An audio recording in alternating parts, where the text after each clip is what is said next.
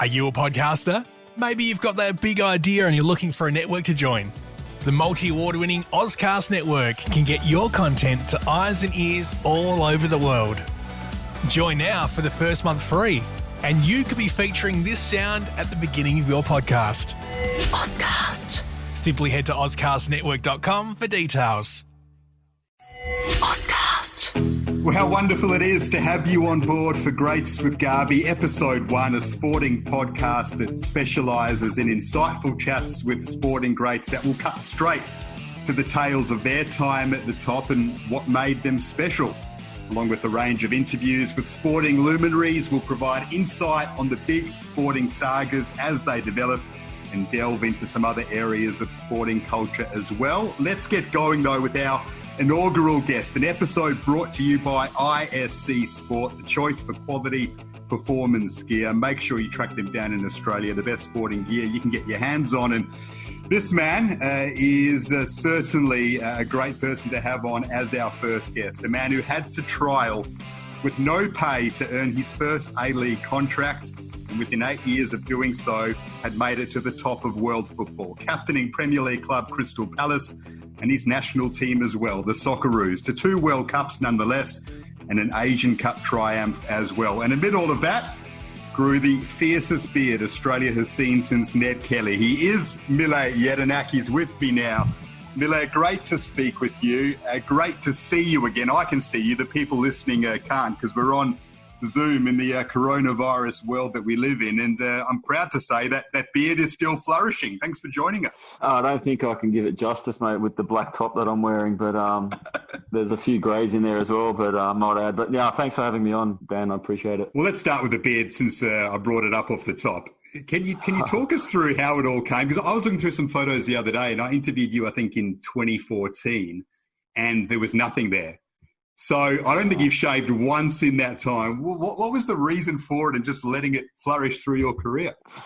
I think after that World Cup in Brazil happened, it was tough for everybody. It was tough for myself. It was physically demanding, exhausting, the whole, and I went away on holiday and I thought, I don't know. I never put too much thought to it. It just started to grow. And up until that point, I'd sort of left it and I always got sick of it, and it would, irritate me like it does with most people at the start, and you end up shaving. But decided to leave it, left it right through. I think it had grown for about 3 or 4 months, and then I had to shave. Had a passport photo, or I think it might have been a leave to remain, something to do with my visa over here. And I went to the visa office, the immigration office, and I remember having the shave. And as soon as I did it, I was like, I'll try not to do that again. And then that was leading into the Asian Cup. And then from the Asian Cup onwards, I hadn't shaved. And I haven't shaved since, to be honest with you, a clean shave. So,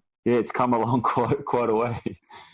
Did you feel like it added to some sort of intimidating presence on the football field? Did it help you in that regard? I don't know. I used to get a bit of banter from the boys that I'd come up against and whatnot. But to be honest, it was personal preference, personal choice, and, bit more recognisable nonetheless, but it is what it is. I just, like I said, everyone's gotten used to it, and so have I. It's my family back home took a little bit of convincing, particularly my parents, but and my grandparents. But I think they've come to accept it now too. So fantastic. Well, in this coronavirus world, as I said, we're living in, there's probably plenty of beards being grown because people aren't going out too much. What have you been doing? How have you been handling the situation which we're all being faced with? Yeah, obviously it's not something that us in our generation here are used to, and having to adhere to strict guidelines.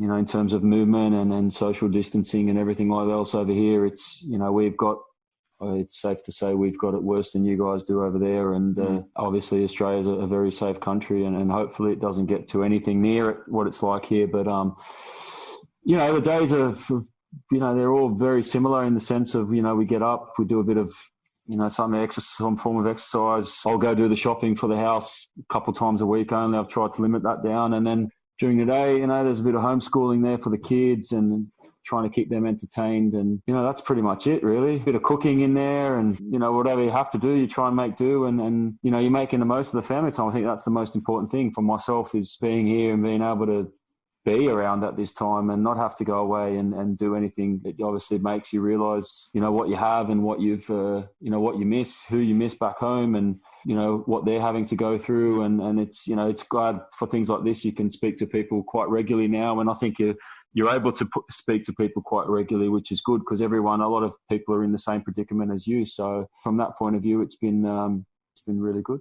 The last we saw, I think, of you in a footballing sense was doing some coaching at Aston Villa. Is that a permanent thing that's going on now? What's the status with that? Yeah, I've been doing some stuff there. I've been doing some stuff for a few months now. Just they've been fortunate enough that they've been willing to help me out in terms of trying to get some qualifications and stuff. We've still one eye on playing. That was the plan. How that's changed, I don't know too much now, but they've helped me out massively in that. Mark Harrison, the academy director, Sean Verity, these guys I've been able to learn a lot of stuff in the last sort of few months, and it's been really, really enjoyable. I've got to meet some really good people and work with some talented kids, and I've been able to influence them in a little way. And if they take a little bit of what I've said to them or what I've tried to sort of help them with, then hopefully it helps them. Fantastic. Is that the desire now? Have you sort of set yourself for being a coach?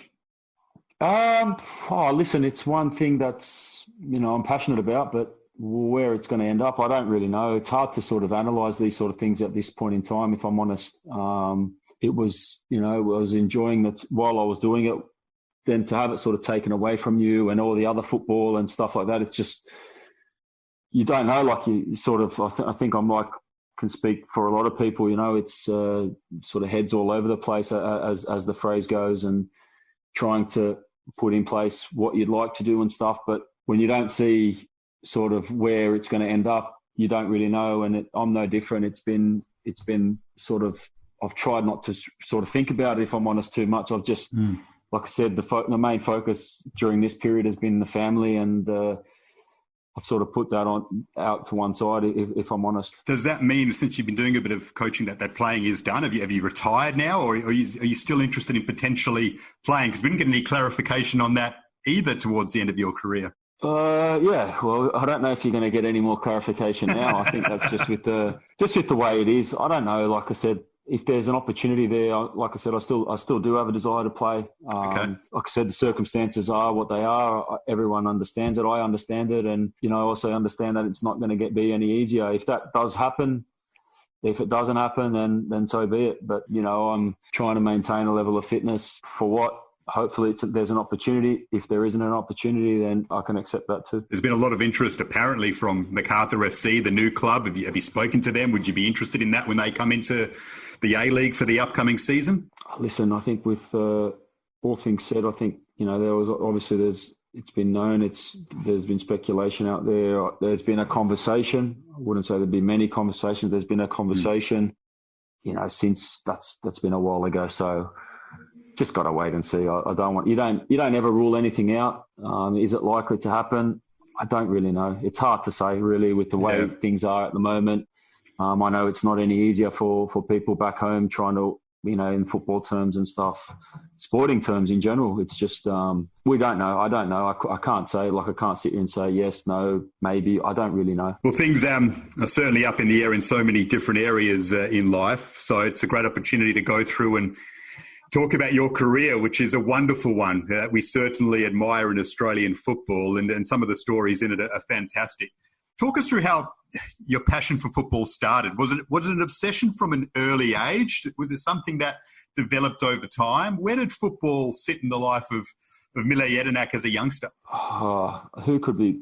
I can give you my perspective, but I think it would be better coming from other people that were around me at that time, probably ultimately my parents. It's, it started from a young age. I just, I had the bug and I just never really lost it. It was always something that was always a desire, always a fun hobby, whatever passion, whatever you want to call it. It's always something that I just love to do. And from my early memories of playing in the back garden, to going and watching older sibling playing, or it's friends, relatives that have played, and it's just stuck with me.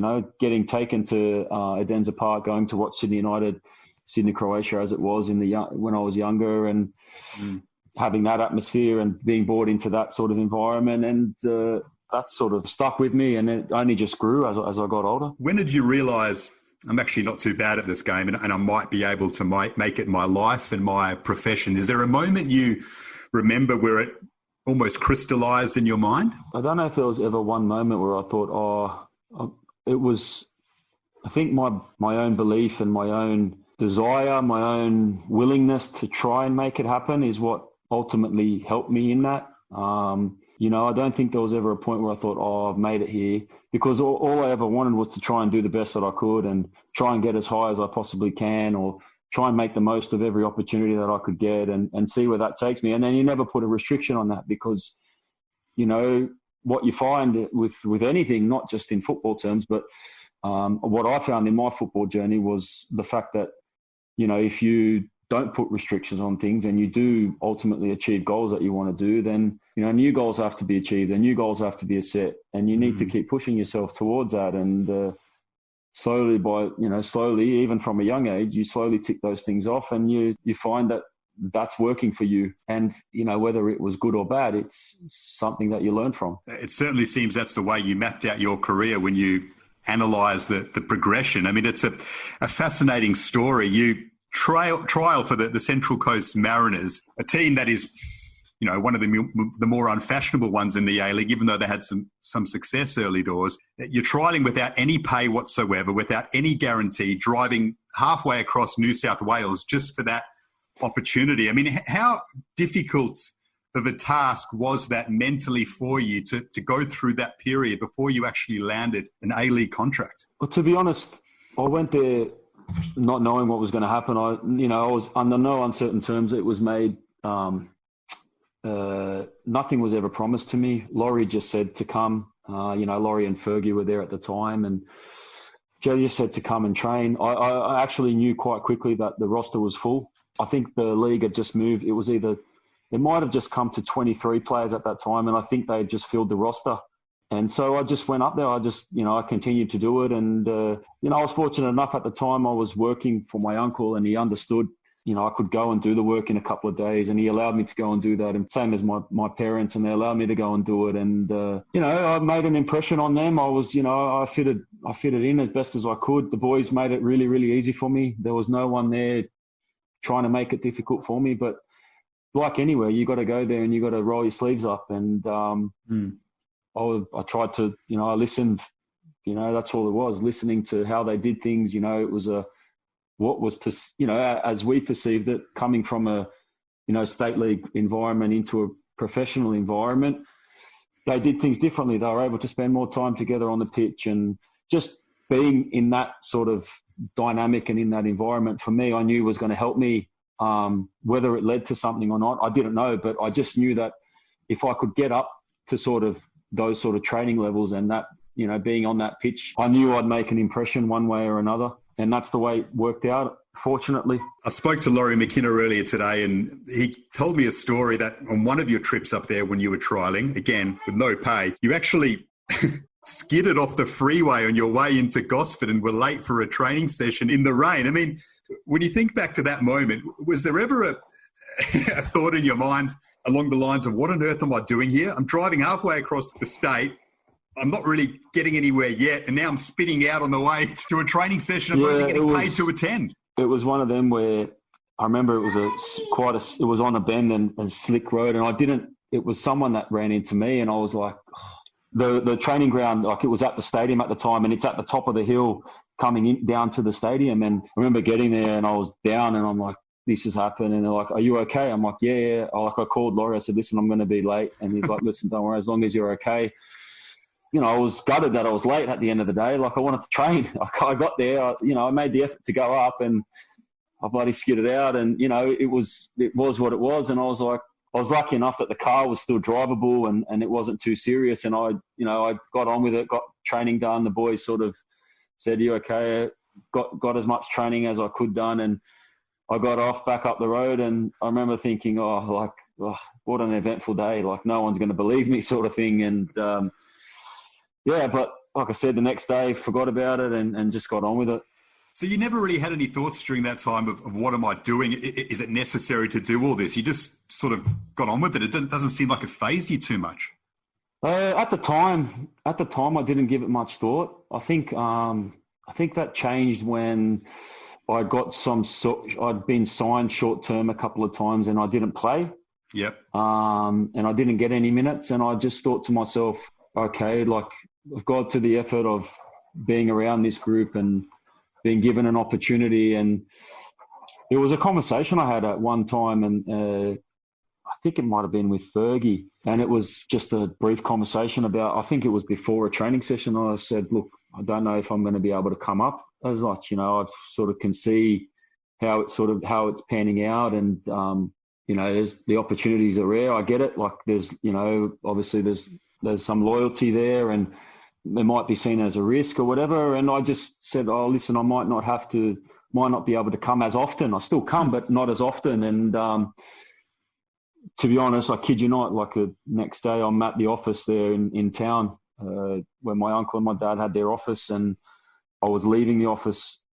I think it was like 2:30, and I got the call, and Laurie was like, you need to come up. You're going to play on the weekend. I think that might have been on a Thursday or a Wednesday or a Thursday.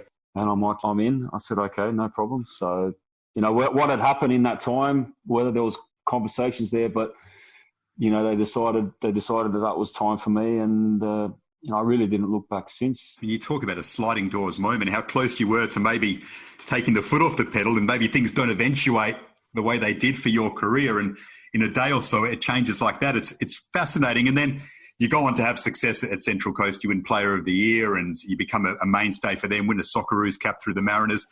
During that time, did you stop and think, wow, I really worked hard to make this happen? Oh, yeah, I always, like, it's never been one for me to not know that you've worked hard to get to that point. For me, it wasn't about that. It was just more of, I was able to be given an opportunity. A mutual friend of that, Laurie and I both know, that had worked at Sydney United for a very long time, and knew Laurie, made that phone call to Laurie to say, listen, come and take a look at this kid.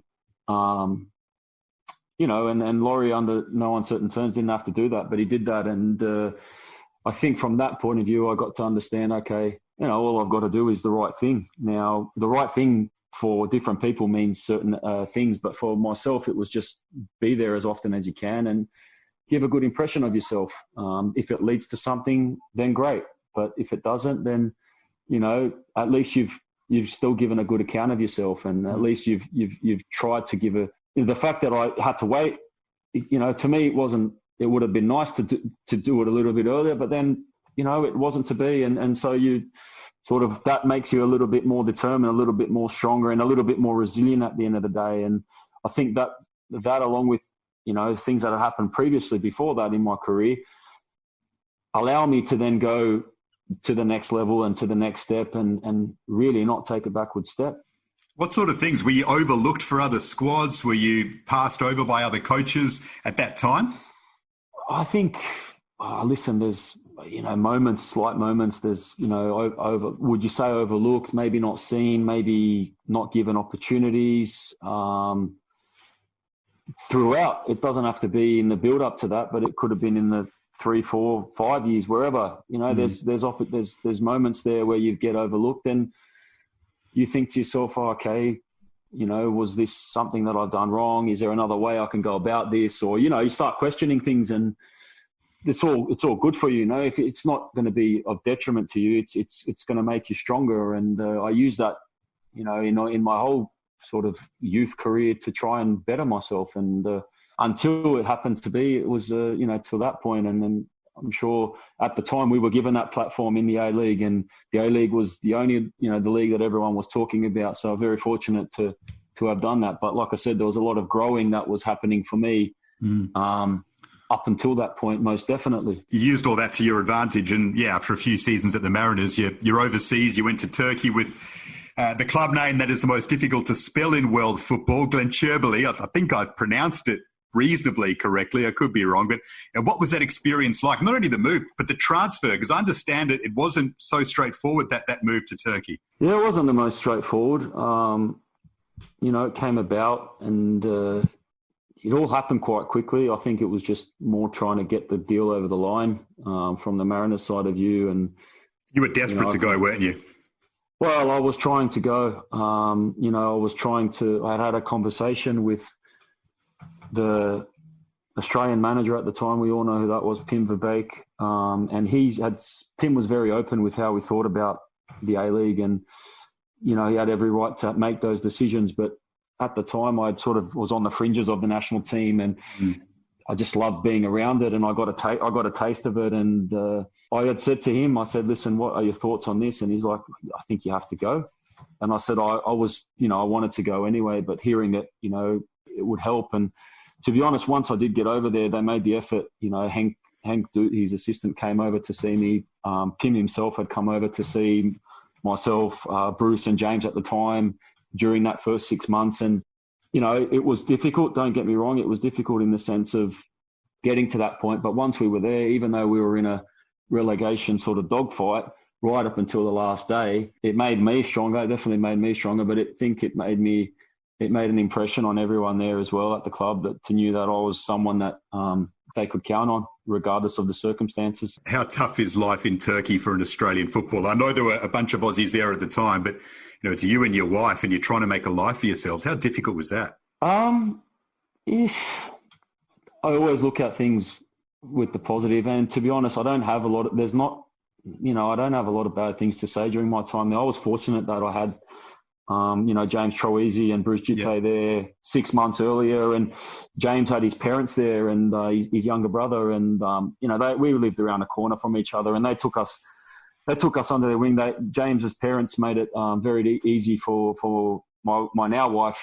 I think we were engaged at the time, and my now wife Natalie to settle in, and they showed her the ropes and the markets and fresh food markets and all that, and we just got on with it. I think if we had children at that time, it might have been a bit trickier for us. But the fact that it was just the two of us and we were going on this journey together for the first time, we were just excited. We just made the most of it. Like we used it. There was tricky moments, but we just took it in our stride.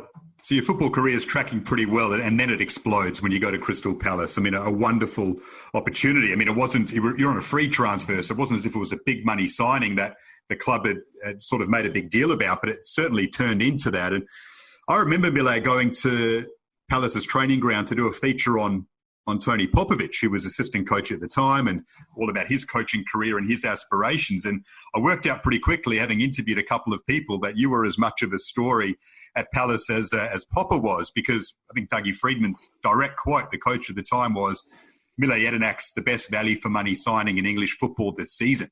Tony Popovic is the man that said, I basically told Dougie Friedman to sign Mile Jedinak and to take a punt on him, and he did. How much do you owe to Popper with all that in mind, considering how it all went for you at Palace over the years? Oh, listen, there's no question that's for the conversation to be had, to get me over there and stuff, to try and do everything they could to get me over there was, the conversations were happening, and you wait and you do as you do. You get pulled from pillar to post at that time, but I knew quite quickly, having spoken to Popper, having known, gone through his career and, admiring from afar and having played against him, and obviously his soccer with the Socceroos and things like that. My boyhood club, Sydney United, just it all resonated, obviously, as it does. But then to go and see it then and to go and work with him and Dougie at the time, I knew quite quickly that this is sort of the environment that I wanted to be around. And you start analysing sort of things and how it is over there and what can happen. I had, at the time, the championship, I knew about the championship. You obviously don't know how difficult it is. And, everyone said to us, how's it going to happen, or what's going to happen to us? I'm like, oh, yeah, we'll be all right, like whatever. And people were talking about relegation. And even the year we went up, the following year, it was just, people, relegation. I'm like, nah, come on, like, we'll be all right. Like, we got a chance here. Like, I always thought to myself, without saying it to anyone, it was like, no, we'll have a go. We'll have a good go, not knowing, like, budgets and all the rest of it that comes with it. But, yeah, listen, having spent the year with Tony here, getting to know his family, they helped us all settle in. We lived around the corner from each other, him and his wife, the kids. We had one at the time, and then my family came over here, some of them, and got to meet Tony, and it just helped, and it was all part of the process. And they had to integrate me in slowly because I hadn't done the pre-season, and I got to understand that probably more the following year rather than that year. So it taught me a lot. Definitely taught me a lot about where I needed to be and how I needed to be. And like I said, it was a friendship and a something that I very, very much value to this day. Fantastic. Did you almost sign for Celtic before Palace? No, I had a meeting up at Rangers, not Celtic. Rangers. I got taken up there, up the road, around the time that I had spoken to Palace, and it had come up that they wanted a meeting, and got the tour and of Ibrox and all the rest of it, but it never happened. And it was at the time that Matt Mackay went there, and then 6 months later, all the stuff happened, and they found themselves in a really bad predicament. But so it was a bullet dodged, as they say, but I don't think it ever really got off the ground. It was one of them that went up there, done the right thing by going up there and speaking to them, and I think by that time as well, in my mind, it was, I wanted to work with, Popper and Dougie at the time. Thankfully you did, because, what a story it was for you at Palace, enjoying Premier League seasons and captaining the club for a long period. It all started with that promotion season where you scored an 89th minute winner to get your team into the playoffs. And next thing you know, you're captaining them in a playoff final, and you're off to the Premier League. Is that a moment when you reflect on your career from time to time, you look at with as much fondness as any other? Yeah, most definitely. I think for me, coming over here and playing here, not really knowing what to expect, but then going through that season and with the group that was assembled and getting to know them, and sort of going through that whole journey with them and everyone associated with the football club was remarkable. When the final whistle goes, it's like, I jump to my knees and that's it. Like, I have a photo of it. I don't know if many people have seen it, but I have a photo of it, and I just knew that it was going to be an extra. That's what it meant to me. Like, it was so special. I knew that it would change the way I'm perceived in, not that you go, but I knew that it would change everyone's life that I'd been involved with. And that to me was something that I'll treasure forever. But it was more important to get to that point, and not allowing us to, having gone through that sort of such a up and down sort of season where it had everything in it. Like, it was you couldn't have scripted it. It was just, it had so much. And then to get to that final point and to do that and knowing, I think for us, it was going into that game, people talk about, we just had this, we all had this feeling of, what, they're going to have to play some sort of game to beat us. We're going to just run over them. They're going to have to knock us off, like every one of us off. And never happened. It never happened. It should have been done. It should have been a done deal after 90 minutes. It wasn't. We had to go to extra time, but, we done it justice. And subsequently what followed was a time in the Premier League for the club that they'd never experienced. Promotion, and then staying in the Premier League was the next goal, and to be able to do that and be part of that was brilliant. And you were captain for a large part of that journey while you were at the club, and when you held the trophy up at Wembley and then captained them in the Premier League. I spoke to Scott McDonald today, who was a youth teammate of yours and for a brief period in the Socceroos as well. And I asked him, I said, did you ever think Mile Jedinak would be a captain? I hadn't finished my sentence, and he said, no chance, no way.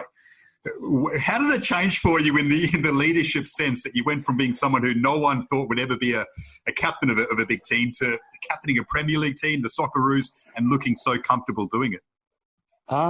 Scotty was one of my first roommates for the under-20s, and now at the time Scotty was playing overseas. He was the captain, I think, at the time. Yeah. And so I was rooming with him, and like, I wouldn't say boo, basically.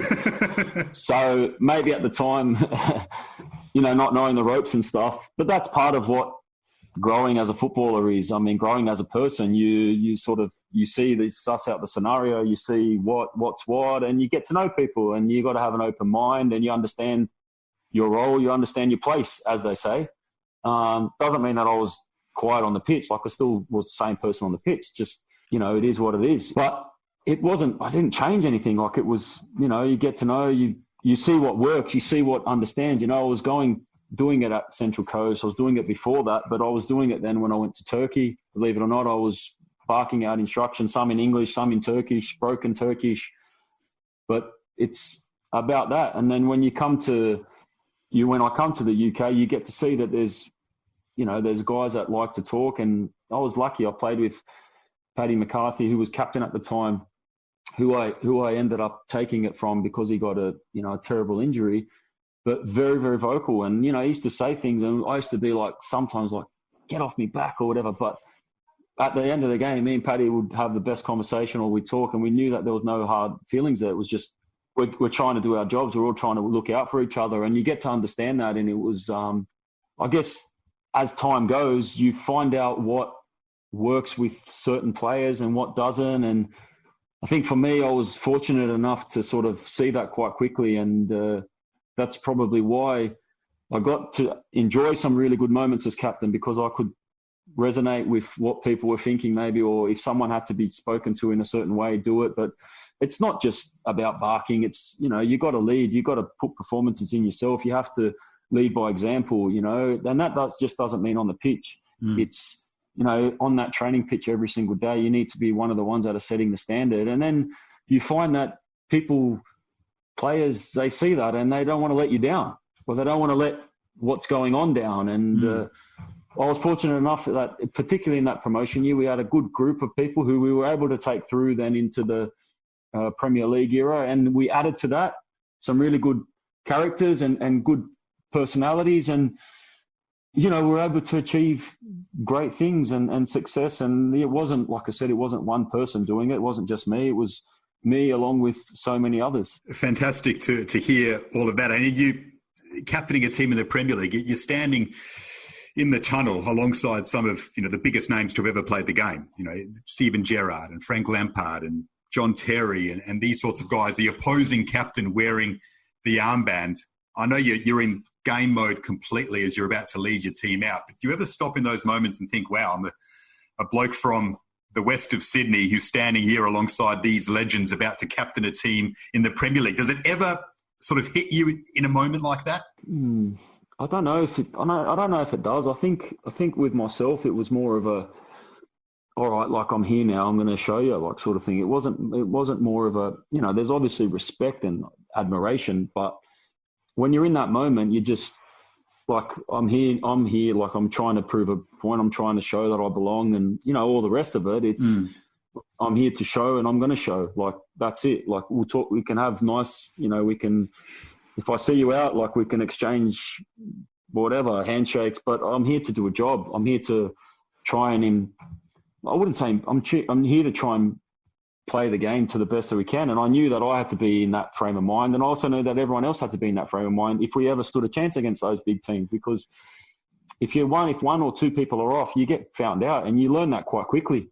So we all had to be there. Part of that was being in the zone, and I was able to do that. Like, it wasn't an issue for me, and I was glad that everyone else could stay focused most of the time. And when you look back on it now, you think, oh yeah, look, obviously it's been great to have played against and played with so many great players, and and against so many players. And it's not until that point where you're like, oh yeah, actually there's been a plethora of players that have, legends of the game, as I said, and it's it's been nice to share that experience. But when you're in the moment, I think that's the competitive edge. You just want to go and show that you belong, and you want to actually try and get one up on people and try and do the best you can to try and make your team win and ultimately get 3 points. That you did. The goal against Liverpool, does that stand out above all the other strikes for you in the Premier League? Yeah, I'd probably say it'd have to. I mean, probably, yeah. It's one of them.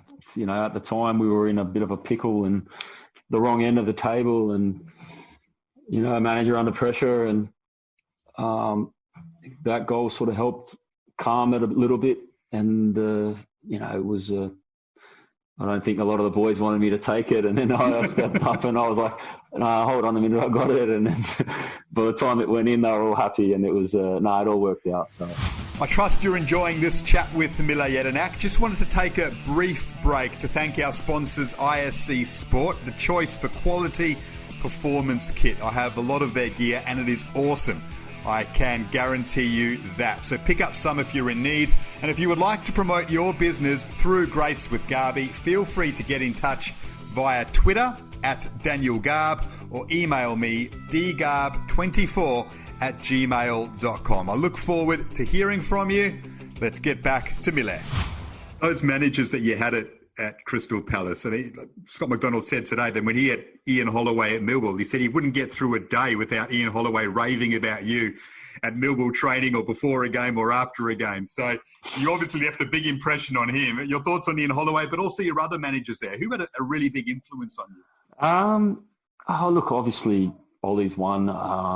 Dougie Friedman, obviously, from bringing me there. Tony Pulis, albeit brief, but, massive influence in the sense of how he sort of changed the mentality of a lot of the boys in the way of how we were going to set our stall out, and how he allowed the group to then evolve and play this football, like unshackled football from when we got the ball in the opposition half, and just different ways and different approaches. And then, everyone's had an influence in a way. It's not, I'd say those three probably stand out above all. Ian Holloway came in and he had so much energy and enthusiasm, and he wanted us to do so many different things. And we almost had to say, we need to slow this down because we get it. He had a tremendous amount of success at Blackpool playing in a certain way with different types of players. And I think that's one thing that he got to know with us was we would try and do everything that he had asked, but we weren't those sort of players. We needed a bit of a structure and a way of doing things that we had found it. We had found a formula, and although he was trying to sort of release the shackles a little bit, it was sometimes it always didn't work out. But we got to grow and we got to understand each other and as a group, and with him and with us. And in the end, we ultimately, once we got to the playoffs, Ian came into his own, and just the focus on him, and it allowed us then to go and do what we did and achieve what we did, because he had been there and done that, I think, 2 of the previous 3 seasons, and having experienced both ends of it, he's like, we need to do this, that, and he had it all mapped out. And I'm not just talking about on the pitch. Obviously that stuff comes naturally. It was the stuff away from it,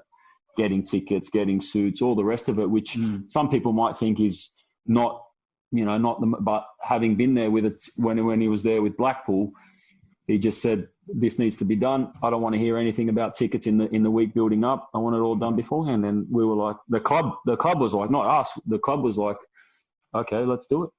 And thankfully they did do that. Thankfully they did. You had a great relationship with the fans as well. Which is obvious. You lead the team to promotion as captain. You captain them well in the Premier League. You captain them in an FA Cup final. You're going to be a hero, and you were a hero and probably a bit of a cult hero as well. What's the relationship like with players and fans on the whole, though? Because there is this perception that Premier League footballers don't care. They earn lots of money and they live a lavish lifestyle and they say all the right things to the fans and clap to the fans, but they couldn't really care. Is that reality or not? Do players genuinely care about winning for those supporters that come every week? I think they have to. I don't know. It's a bit harsh to say that they don't care. If you don't care, well, I don't know, it goes to show what sort of person you are. It's more of a, whose hard-earned money is helping ultimately pay your wages. Yeah. And that doesn't go lost on anyone. And I think when you see the level of support and, amount of times, ever since before we got to the Premier League, but ever since Palace is in the Premier League, any one of their games on telly, you can hear the atmosphere. And there's 26,000 at Selhurst. And it's an absolute rocking atmosphere to play in front of. Anyone will tell you that. It's not nice for an opposition because the changing rooms are smallest probably in the country, in the Premier League, and, they made it that way for a reason, but it's an unbelievable atmosphere. And all they want to see, like everyone, like any fans, is they want to see people giving it their best. People can say what they want, but ultimately they can see if someone's doing their best or not, and they make their judgment on that. Sometimes it might not be that clear cut, but there's also a time and a place to address that. It's sometimes you've got to just bite your lip and get on with it, and that's, you've got to have that. There's got to be that mutual respect one way or another. Most certainly. Your time with the national team, I'm really intrigued on this, and we mentioned Scott McDonald before, and that you were a roommate of his in 2003. So the World Youth Cup under 20s. Looking through that World Cup, I mean, the players in it, the Australian team was talented, but Andre Iniesta was there for Spain, Dani Alves for Brazil, Carlos Tevez for Argentina, James Milner for England. You guys beat Brazil in your final group game to top the group, and then lost to a UAE team that is way off the UAE that we know today, 1-0 in the round of 16. What happened there in a team that was coached by Ange Postecoglou as well? Yeah, Ange Postecoglou was coach and Graham Arnold assistant. It was Tony Franken was the goalkeeper coach, I believe. And yeah, listen, we had a great group. It was, when you subsequently see what some of those boys, they then had a career in the Socceroos. It was tough. I mean, I didn't play in this. I didn't play in the Brazil game. I was gutted. I didn't play, and then I didn't play in the UAE, or I might have come on right at the end for the UAE, but. Devastating. I remember walking into the changing room after, and it was just people downbeat and upset, and as you are, you've just been knocked out after beating Brazil, topping the group, I believe, and then going out of the tournament the next game. It was cruel. It was harsh, and probably a learning curve that helped and helped a lot of those individuals going forward, because that sort of disappointment, and with an opportunity like we did, and even in that UAE game, like we should have beat them. The fact that we didn't, and we were knocked out was hugely disappointing. Was Ange the same then as he was in the years to come when you worked with him in the Socceroos? Yeah, I think so. Obviously, there was everyone does a bit of, there's a lot of time. Everyone grows, and but the essence of Ange was still there, 100%. What he believed and what he stood for. He had us playing back then what he believed in when we had him for the national team, for the Socceroos. So that had that there wasn't a lot of difference there. There might have been a different approach to it all, obviously, because Ange had developed different ways, and he thought that things could get the message could get delivered in certain ways. But if you look at it, the comparisons are very, very similar. Keen to talk about some of your time with him, but the 2010 World Cup, you went to that World Cup in South Africa under Pim Verbeek. You actually came on in the Germany game, which I don't think a lot of people remember. You came on late in the second half, obviously a nightmarish game for Australia, losing 4-0, which made it very hard to get through the group from there. But Mile, what changed from that game to the Ghana game where you draw with 10 men and then you beat Serbia? How on earth did the team, I know you were one of the younger boys in the team at that stage, but how on earth did they galvanise in the matter of 3-4 days from an almost debacle type situation to performing so well and almost getting through the group? What changed? Listen, the Germany game I think it was a bit of like I said, I was, like you said, young and sort of wet behind the, like didn't really know too much what was going on, and just trying to sort of get my head down and enjoying the moment. But one thing that stood out was I think the tactics took us by surprise a little bit of what we were going to do in that Germany game. And I don't know if people voiced their opinions on that or not. Obviously wouldn't have sat well with everyone, especially if you've tried a certain method and a certain time, having prepared for that game for actually quite a number of weeks. Then there's obviously disappointment for players not playing and other decisions. But ultimately, we were the ones there, and we were the only ones that were going to change it. Whether it's a perception or an attitude thing, or just, we're not getting beat here. It's just that determination. And there were there was big characters there and guys who had experienced an awful lot in football, and they knew how to galvanise the team, and that was a job. It was all of us pitching in and all of us doing what was required, and thankfully, I say thankfully, but I can't. You also walk away from that and you think, Ghana, we could have probably won that game, and had it been 11 men, you never know. And then the Serbia game comes, and I remember that there was I think Maury had missed out. He had got suspended, and they were looking at myself, Millsy, and Meggsy, Michael Beecham for the last centre-half spot, like just thrown in there. And we were training there at the training ground, and I didn't know. Like we were the three of us were doing certain things, and I had no idea what was going to happen. But Meggsy gets the shout, and gratefully, obviously very, very happy for him and pleased for him, and he done a stellar job at that.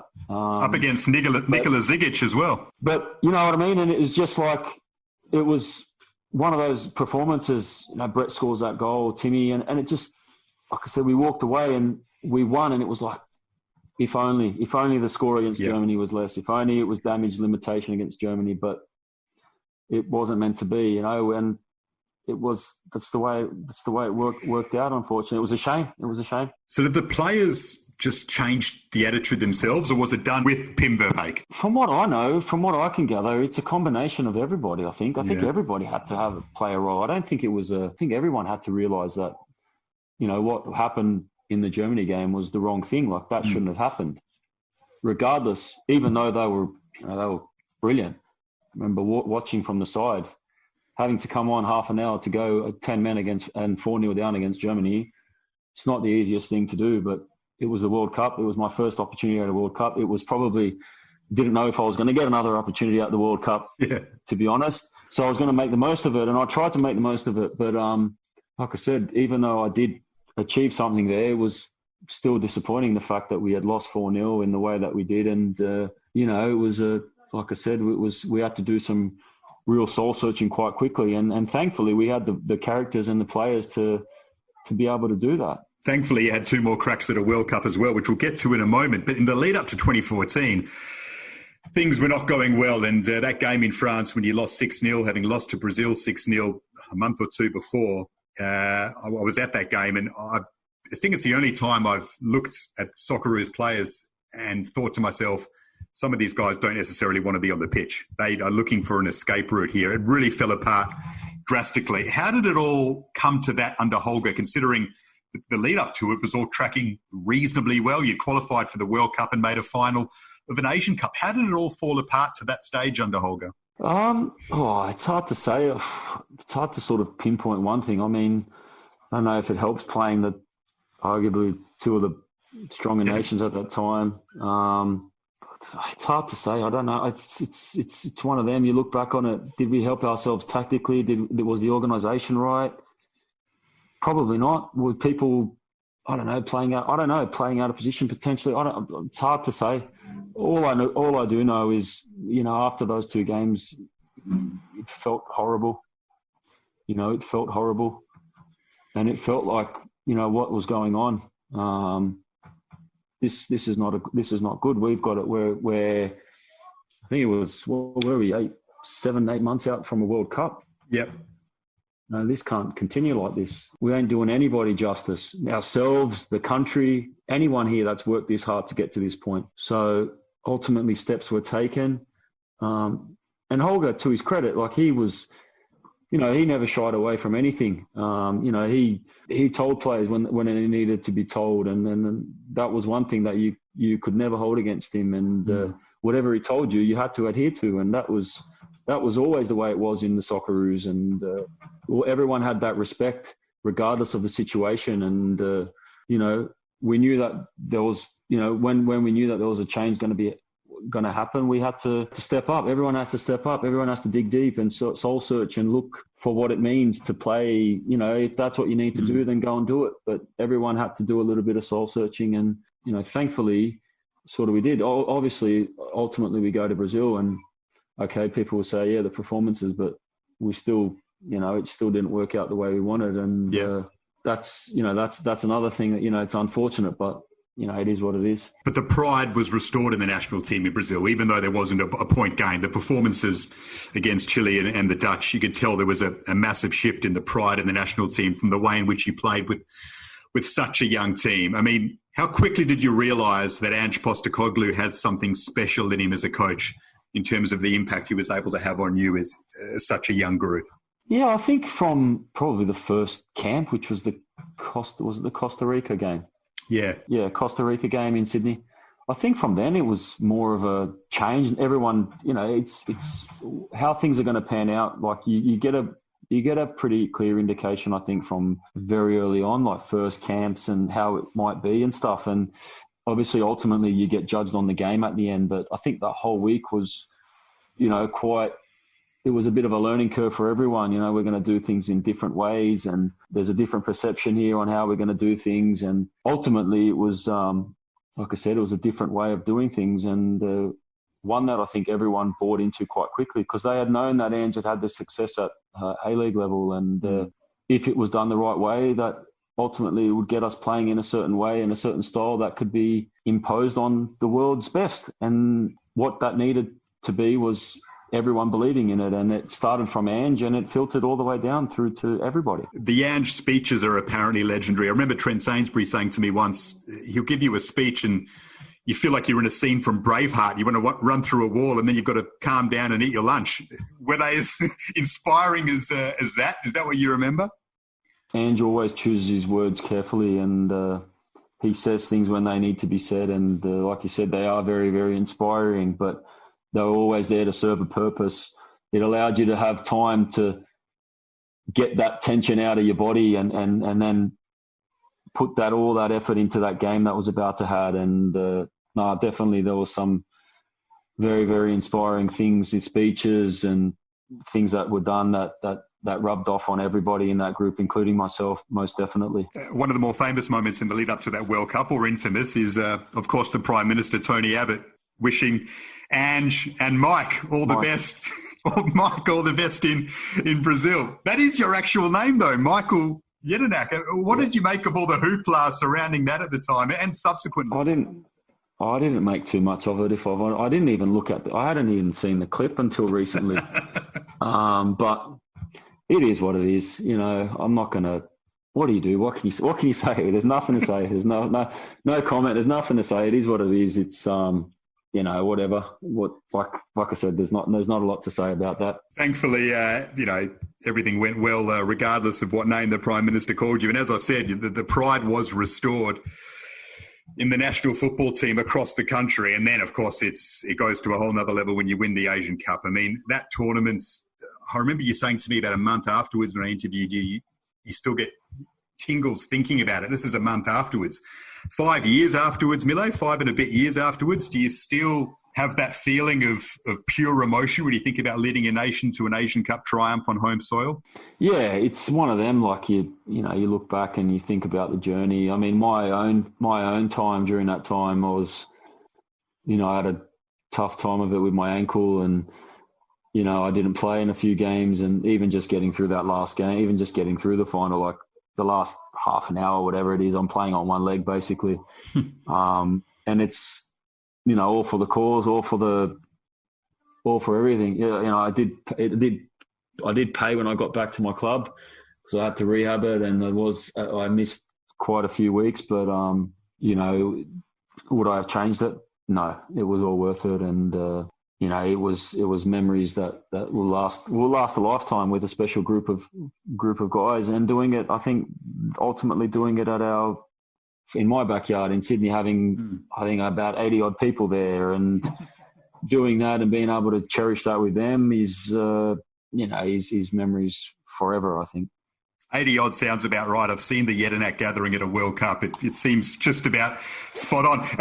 When you have a triumph like that with someone like Ange Postecoglou, Ange is famous for being maybe distant at times with his players. There's not a lot of small talk there. There's not a lot of personal connection. It's all about the job. Did your relationship with him perhaps go to another level because of what you achieved as captain and coach? It's hard to say that it didn't, but up until that point, it had been great. Ange and I had a relationship where if something needed to be said to one another or something needed to be asked of one another, we'd just go out and do it. No hesitations. And Ange made me feel comfortable with that.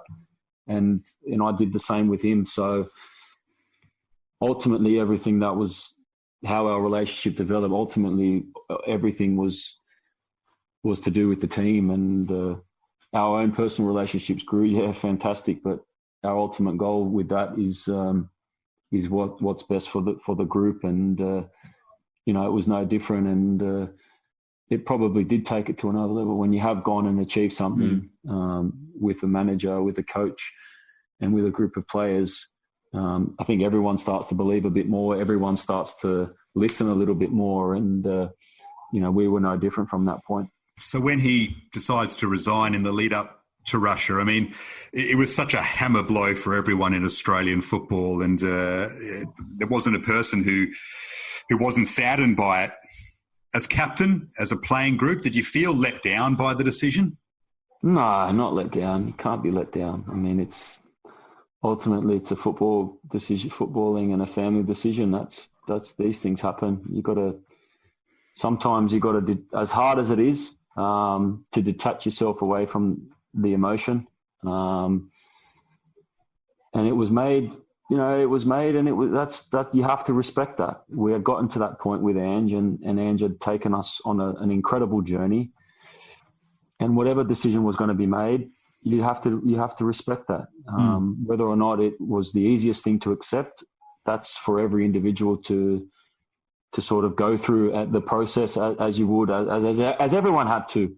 Myself being no different, but ultimately Ange, he had my well wishes and blessings, and it would have been nice to obviously go through him on that journey again. Don't get me wrong, 100%, having been through the tumultuous qualification campaign, but it wasn't to be, and we sort of had to move on quite quickly. As harsh as that sounds, we had to sort of get on with it. He was thinking about something else, and so were we. And it doesn't mean that you don't stay in touch or you don't wish him the best, or he didn't wish us the best. It was far from that. It was, we have to focus on now in order for us to stand sort of any chance in trying to move forward.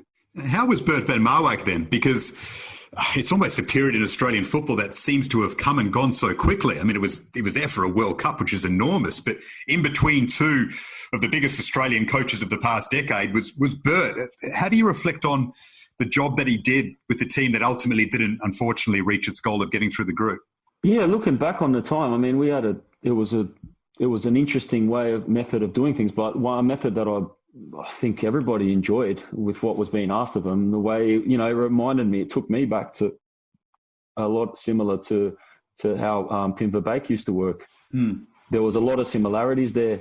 Obviously, Bert come with his own ideas and his own coaching staff, and he come with his own sort of repertoire of things, and it had to be respected.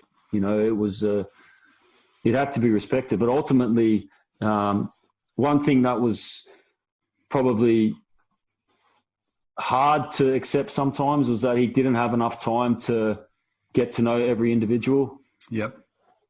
And so some decisions were made that, having players having been left out of squads or not being playing and stuff. And that's always hard to take as a teammate, as a player, as someone who's there and being involved in it. It's always hard to try and, I remember the day when people were getting told that they weren't going to the World Cup. And I said, listen, I'm going to go to speak to everyone. I feel like I have to. Some of these guys are my close mates. It's not fair what's happening, but ultimately Bert was there to do a job, and his thoughts of doing it might have differed from your own opinion or someone else's opinion, but ultimately they had to be respected. The Denmark game, I mean, a lot of fans looked at that game and they think, Australia wins that, decent chance to get through the group. And if Tim Cahill had come on late, perhaps you find that goal or you finish off that a litany of half chance that were created. When you're on the pitch in that situation, are you thinking that at all? I know you're so focused on the job, but are you thinking, Bert, Timmy's on the bench, this is what he does. He's done it for 10, 15 years. He finds a goal out of nowhere. Bring him on. Or does that not even enter your mind? I think when you're in the moment, you probably don't. Subconsciously, you probably know that that's the result, even if it's for 10 minutes. Like there might be half a sniff there, or there's going to be like he'll come on and cause some chaos, like as he does. That's what Timmy does. That's what he's been renowned for. That's how he gets opportunities. But we were in that moment at the time. It was a game, obviously, in the balance, and yeah, listen, it's a bit hard to sort of what was going through someone's mind in those moments. But we were, like I said, I was solely focused on trying to get the win and trying to undo what had happened in the France game, essentially, and get 3 points rather than it being, 1 point. And then we got to rely on other results in order for us to stand a chance. Yeah, unfortunately, it didn't go the way you would have liked, and then you retired straight afterwards. I mean, was that a straightforward decision for you? Was it always likely? How did you wrestle with that call to give it away after such a remarkable time in the national team jersey? Listen, I gave myself some time to think about it, and I went to another camp. And yeah, it's never easy. I mean, you've probably still got something to give, but realistically, 4 years, it's time for other people to step up. It's time for the group to grow. It's time for the group to evolve. Could I have potentially? I don't know. It's hard to say, especially now. It's hard to say, but if circumstances were different, potentially. But you get to a point and you're like, I've given 10 years of service to the national team, and I've loved every single moment of it. For it to last another 6 months to go to another Asian Cup potentially, I don't want to be selfish. I'd rather not. I'd rather just sort of get on with it and allow the group to get on with it as well. A great way to be. And I mean, you scored over 20 goals for the Socceroos, which to do from defensive midfield is a very difficult task. A lot of them were set pieces, but those penalties, a goal against the Dutch in 2014 and then 2 goals at the 2018 World Cup against France and then Denmark in those 2 games. What's going through your mind in a moment like that? I mean, the biggest stage of all, you're up against a world-class keeper, literally the entire football world watching on, because there's one game on at a time. That's not an exaggeration. Can you talk us through what's going through your mind in a situation like that? Not a lot, to be honest, but listen, I'll break it down to you. So the Holland one, obviously, it's to get us. I think it's to get us into the lead, isn't it? 2-1. Yeah, you're up 2-1. Penalty shout, handball, or is it a foul? It's a foul, and then it's one of them. Like what's at stake. You know the significance of it. Obviously, the whole same. The things I say all the time. It's just focus. Just get a good contact here, and whatever you can gather from the keeper, try and do it, but just stay focused. Don't get sort of distracted by anything. It's hard. It's easy to say, but obviously there's 40, 50,000 people in the stadium and great atmosphere, and it's bouncing along, and ultimately it's just you and the ball and the keeper, and focus is key, and then making a clear contact is key. The fact that on that Dutch one he goes the wrong way helps. The other 2 as well, they go the wrong way, and it's for the first, particularly the Netherlands one. It was more of a like, boys, now we've scored. It's 2-1. We need to stay focused here. Like 5 minutes after, we need to stay focused. Ultimately, didn't happen, but that was just me sort of being in the zone. The other 2 games, obviously, they were both to draw. It's more like, come on, let's get ourselves. We're in this game. Like, if we don't realise it, we're in this game. And again, like running up to both those penalties, they both go slightly early, and you can sort of see that in my periphery. I can see that in my periphery, and I just slot it to the side. And they're not the most accurate shots, but it goes in and enough power to sort of go in. And like I said, elated, knowing what's at stake, knowing what it means, knowing that I've done it.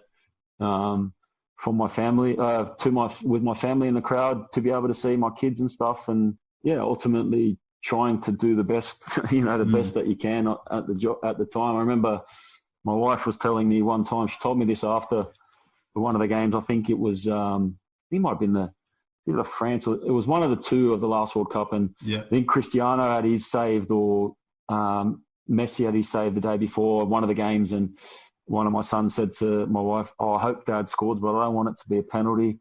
And she was like, "See what this kid, like, see what they're thinking about." I think he was 7 at the time. Like, what's he thinking about? Like, he looks, and they look into so many things. So yeah.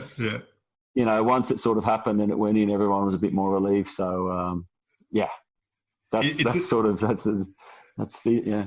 It's a bit ambitious for a kid to pick what type of goal he wants his dad to score at a World Cup. Never mind playing in one, scoring in one. He didn't want it to be a penalty, but that's the way a kid's mind works, I guess. All that penalties happen that often. I mean, that obviously that World Cup was significant in its own right for the amount of penalties. But like I said, we were fortunate enough to get a few, and I was happy that I was a designated taker and being fortunate enough to put them both away. So I want to talk about another penalty, and it's going to change tacks in an emotional sense in a big, big way. But your first Premier League goal for Crystal Palace against West Ham for mine, one of the more tragic weeks in Australian football. The week that Dylan Tombides tragically passed away from testicular cancer, a battle with testicular cancer, and you score your first Premier League goal on the day that his father and his brother walk into the middle of Upton Park and lift his shirt up. And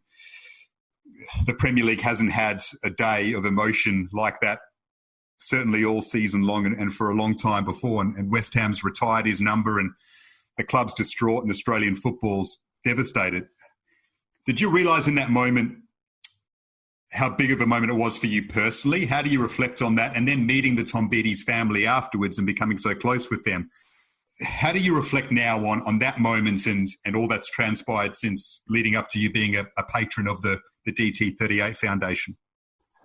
Yeah, I think, obviously I'd followed the story. I'd seen the news. But I don't think it quite hit me until, Jim and Taylor came out. I was an opposition player, albeit, captain and an Australian. And then I don't think it'll ever, that moment it's pretty hard to describe. It's pretty hard to sort of say what you feel, how you feel, but there's a tremendous amount of, I think, pride and there's also a lot of hurt, just because of, it's a boy that's been taken far too young and with everything at his feet.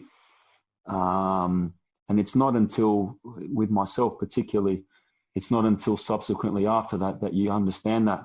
And then, the game pans out. We win the game. I scored, muted celebration. That's the way it is. It's very respectful and stuff. And I remember the game finished and, we were celebrating with our fans because we just reached 40 points. And I remember speaking to you afterwards and you said to me, "Oh, I'm going to go and take you to go and see them." And I said, "Would you?" I said, "Please do." And I just remember the brief meeting of the conversation, and it was, very brief, just my condolences to both Tracy, Jim and the family. And I just said, "Listen, if you need anything, just, let me know. And I'm here to sort of help out if anything needs to happen and pass on my details or whatever." And it was a very brief conversation and one that I'm very thankful to you for introducing and stuff. And it's subsequently what happens after that. I get in, I went to Dylan's funeral and his service, and obviously there's a whole heap of emotion there. It's, all of West Ham's first team squad there. I was there. I was at the back and part of it. It's really, really, it's a difficult moment for everybody, I think. And then when it comes around, a bit more involved, get to know the family, and then when this comes around with the foundation, it's a no-brainer. It's something that I'm happy to help out with, obviously, being captain of the national team, being an Australian overseas, and being someone who was, in one way or another, has been a part of this journey. it's something that you're all too happy to help out with, give whatever you can, sort of your time or whatever it is to sort of be a part of. And I've been able to sort of build on that relationship with Dylan's family, you know, Tracy, Jim and Taylor. And I'm very grateful for that. And, you know, they've got to meet my family and be a part of their lives. And, you know, it's a friendship now and a relationship that we're all very grateful for. It's amazing to see it blossom. You have Christmases together and you've been on holidays together, and to think that it's born from that moment, it's inspiring to reflect upon it. Did you feel as though it was almost your calling in a way, that you were put in that situation? You get on so well with them. I've seen you interact with them. You like a big family, both of you, two sides of it together. But did you feel like it was almost your calling or fate in a way for you to immerse yourself in the foundation because of your direct involvement like that? Yeah, I'd say so. I think you know, I think maybe if we don't play that day, I don't know what happens, if I'm honest. Maybe we don't even I don't even get the introduction that I'd wanted. I just think how it all sort of fell into place, you know, it's the hardest circumstances no one should have to go through. Yeah. Let alone parents of a young and aspiring footballer. To be able to sort of, for it all to sort of come together in that sort of way, it was to me, it was a no-brainer. It was like, yeah, I've got to get involved here. I should be getting involved. The fact that I was living in London in the time helped tremendously.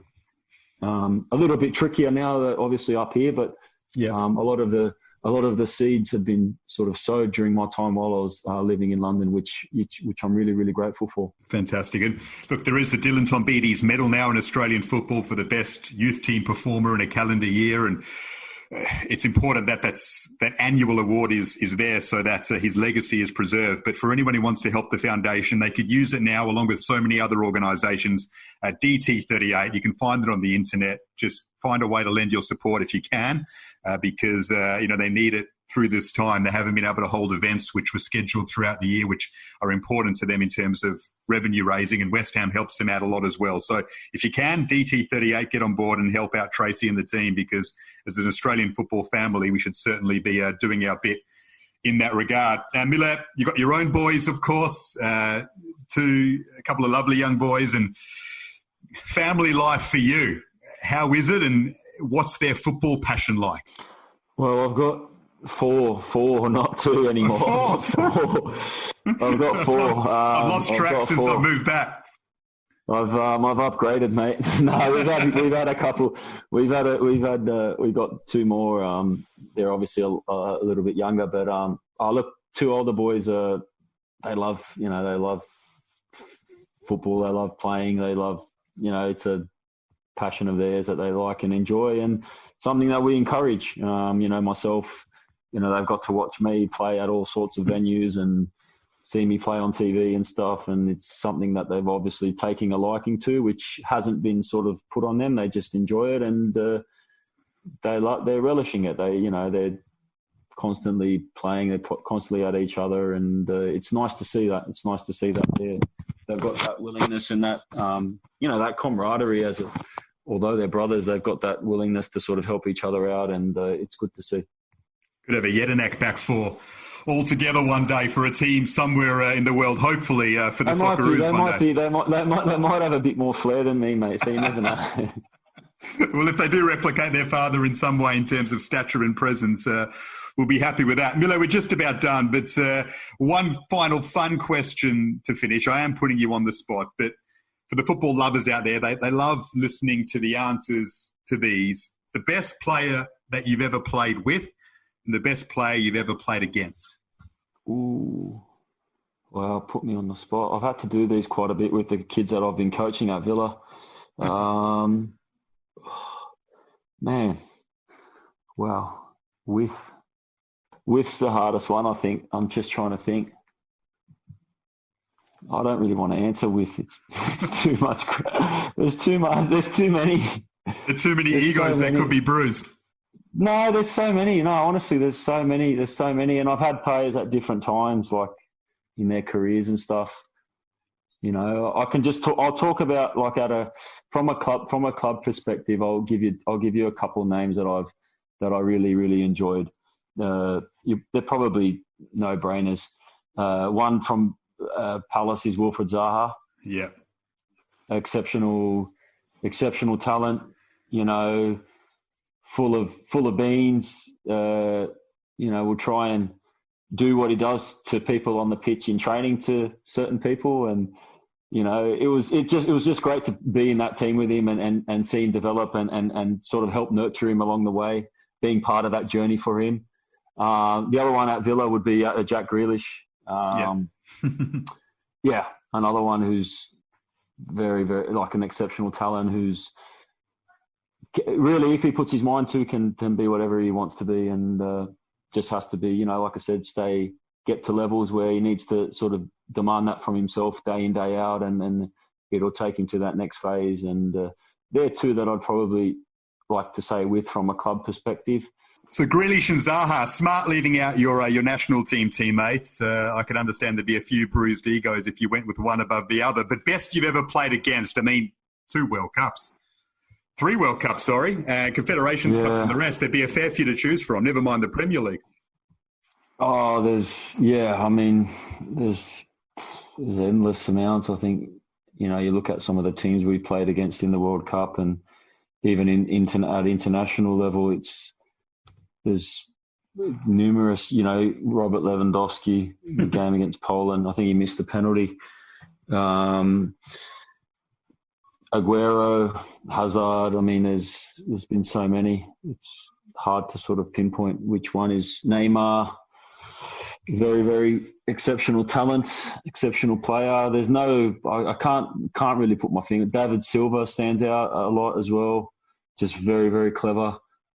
Iniesta, there's too many. Is there any from a direct central midfield, say Premier League opponent that you matched up on a lot that for whatever reason, you know, you just walked off the pitch going, wow, I mean, that is just 90 of the toughest minutes you could ever go through, like a direct opponent? It wasn't like I never walked away from it thinking 90's like it's been tough. It's just, they'll always score. Yaya Toure is a good example. He was like, every time he played against Palace, like he'd always score. he was just unstoppable. And he was, like I said, he obviously had a fantastic career for Man City and Barcelona and the likes, but just always one of those who'd always pop up with a goal, always find a way. Are there any superstars that you, for whatever reason, you matched up against them and you not got the better of them, but it just seemed to go well? Is there any big name player that for whatever reason when you came up against them, you seemed to have a really good game? I think it's more of, ultimately you sort of judge on the ultimate sort of what the outcome is of the game is. There's been a number of them, but you know, some of the ones I think about, like in the national team, the game we beat Germany away, like those sort of games there where you're thinking, oh, we're actually all right here. Like we're doing all right. We're playing well, but we needed to play well. And I never walk away thinking, oh yeah, ultimately that's what you want to do. You want to get one up on the player you're playing against. But does sort of one stick out? Probably not. No. When you mentioned Jack Grealish before, we didn't talk about your time at Villa too much apart from the coaching that you're doing there at the top. But John Terry's an assistant coach there. How good of a coach do you think he might be? Do you think he might be a career manager one day? I think John would be the first one to say that he'd have ambitions for that. He's obviously taken certain steps towards making that happen, and he's working under a manager they'll both help each other, which is, you know, obviously what's happening there and what had happened up until this point. But yeah, look, John's definitely, obviously with a vast amount of playing experience, will have, obviously learning out coaching and have aspects of what he wants to try and do and achieve. And I'd be surprised if he didn't go down that path. Well, maybe we'll see you doing that one day, Miller. But perhaps there is a playing stint left. You haven't quite closed the book on that, which I think will be of great interest to Australian football fans. Your career has been just an exceptional one, and the story is just so intriguing. And I trust football fans, sports fans in Australia and across the world loved listening to it. Thanks so much for joining me. Really appreciate it, mate, and can only wish you all the best for whatever transpires in the future. No worries, appreciate it. Thanks for having me on. All the best, Miller. Take care, mate.